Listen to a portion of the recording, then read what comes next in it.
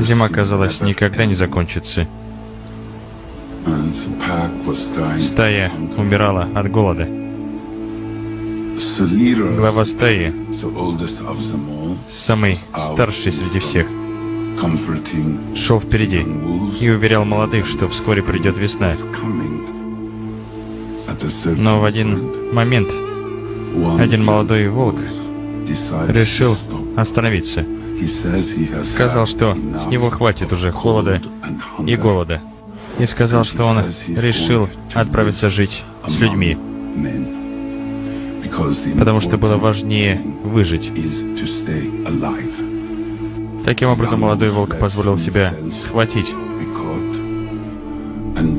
И с годами он забыл о том, что он вообще когда-либо был волком.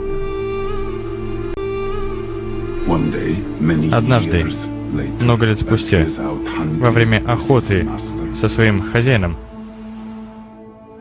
он побежал смиренно, дабы принести добычу. И он понял, что добычей стал старый вожак стаи. От стыда он ничего не мог сказать, но старый волк сказал ему: «Я умираю счастливым, потому что я прожил волчью жизнь. Ты же, напротив, не принадлежишь ни нашему миру, ни миру людей.